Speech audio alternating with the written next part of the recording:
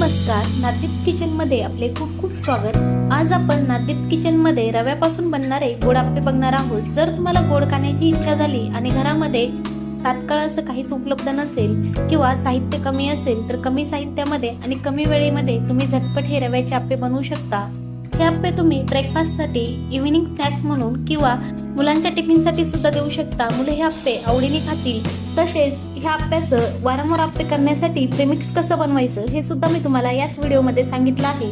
त्यामुळे तुमच्या वेळेची बचत होईल आणि पाहिजे तेव्हा तुम्हाला ते बनवता येतील। म्हणून व्हिडिओ शेवटपर्यंत नक्की बघा।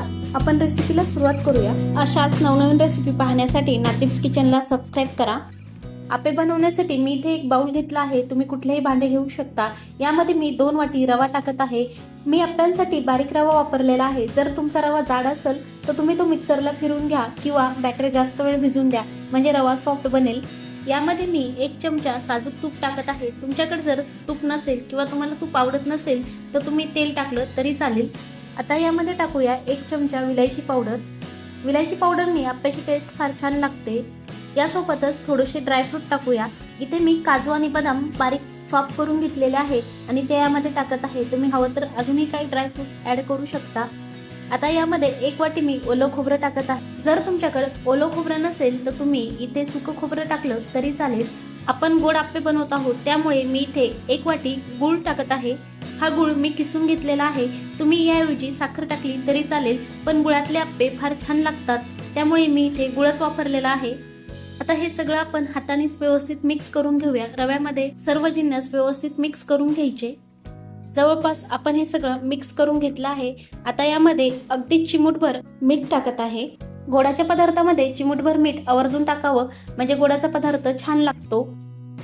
पुन्हा एकदा मीठ ही यामध्ये व्यवस्थित आपण मिक्स करून घेऊया।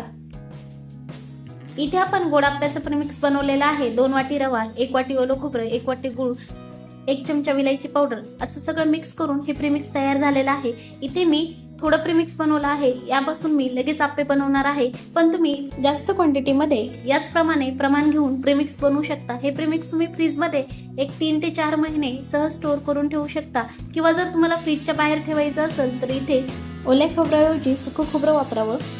या प्रेमिक्स पासून आपण लगेच आप्प्याचं बॅटर बनवायला सुरुवात करूया। मी बनवलेल्या सगळ्या प्रेमिक्स पासून एकाच वेळी आप्पे बनवत आहे। इथे 2 वाटी रवा, 1 वाटी गूळ आणि 1 वाटी खोबरं असंही 4 वाट्यांचं मिश्रण आहे। या 4 वाटी मिश्रणासाठी मी इथे 1 वाटी दही घेत आहे। हे फ्रेश दही मी वापरलेलं आहे। दही फारसं आंबट नसावं। हे दही आपल्याला मिश्रणामध्ये व्यवस्थित मिक्स करून घ्यायचं आहे। आता यामध्ये मी अर्धी वाटी दूध टाकणार आहे। दुधाचं प्रमाण हे आपल्याला कमी जास्त लागू शकतं। मी इथे अर्धी वाटी दूध आणि अर्धी वाटी पाणी घेणार आहे। तुम्ही हवं तर फक्त दूध किंवा फक्त पाणी वापरलं तरी चालेल, पण दुधाने आप्प्याची चव फार छान लागते। आपण ज्यावेळेस दही टाकलं होतं त्याच वेळेस दूध ऍड केलं तरी चालेल, पण आधी दह्यामध्ये बॅटर मिक्स केल्यानंतर किती प्रमाणात दूध किंवा पाणी लागेल याचा आपल्याला अंदाज येतो। एकदाच दूध किंवा एकदाच पाणी टाकायचं नाही, थोडं थोडं करून दूध पाणी टाकायचं। आता मी यामध्ये अर्धी वाटी पाणी टाकलं आहे, म्हणजेच दूध आणि पाण्याचं प्रमाण 1 वाटी आहे। एवढं ह्या बॅटरसाठी पुरेसं आहे, पण जर तुमचा रवा जाड असेल तर तुम्हाला पाण्याचं किंवा दुधाचं प्रमाण जास्त लागू शकतं। पण या बॅटरसाठी दह्याचं प्रमाण तेवढंच ठेवायचं। जर तुम्ही जास्त दही वापरलं तर आप्प्याची चव आंबट लागेल। या बॅटरवर झाकण ठेवून हे बॅटर असंच 10 मिनिटं रेस्ट करायला ठेवायचं, त्यामुळे बॅटरमधला रवा छानपैकी फुलेल। इथे 10 मिनिटं झाले आहे। हे बॅटर व्यवस्थित आपलं फुललं आहे। तुम्ही पाहू शकता रवा व्यवस्थित भिजला आहे। आता आपल्याला लगेच आप्पे बनवायला घ्यायचे आहेत। आप्पे मस्त फुगण्यासाठी यामध्ये मी अर्धा चमचा बेकिंग सोडा टाकत आहे आणि त्यावर 1 चमचा दूध टाकत आहे आणि हे मिक्स करून घेत आहे। हे मिक्स करताना आपल्याला एकाच दिशेने मिक्स करायचं, क्लॉकवाईज हे मिक्स करायचं, म्हणजे आप्पे टमपैकी फुगतात आणि त्याला छानपैकी जाळी तयार होते। सोडा टाकल्यानंतर मिक्स केल्या केल्या लगेच आपल्याला आप्पे बनवायला घ्यायचे आहे, त्यामुळे आप्पे पात्र आधीच प्रीहीट करून घ्यायचं। इथे आप्पे पात्र गरम झालं आहे, त्यामध्ये मी तेल टाकत आहे आणि तेल टाकल्यावर लगेच आपण आप्प्याचं बॅटर सोडणार आहोत। आप्पे टाकायच्या आधी पहिल्या वेळेस आप्पे पात्राला व्यवस्थित तेल लावायचं, दुसऱ्यांदा तुम्ही तेल थोडंसं टाकलं तरी चालेल। आता यामध्ये आपण बॅटर सोडूया।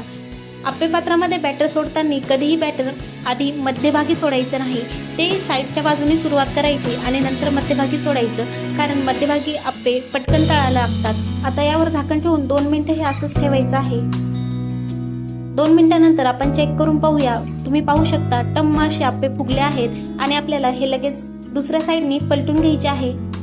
गोड पदार्थ पटकन करपतो आणि हे गोडाचे आप्पे असल्यामुळे ते आप्पे पात्राला पटकन चिटकतात. त्यामुळे आप्पे पात्रामध्ये बॅटर टाकल्यानंतर गॅसची फ्लेम मिडियम टू लो ठेवायची. हे सगळेच आप्पे आपण दुसऱ्या बाजूने पलटून घेऊया.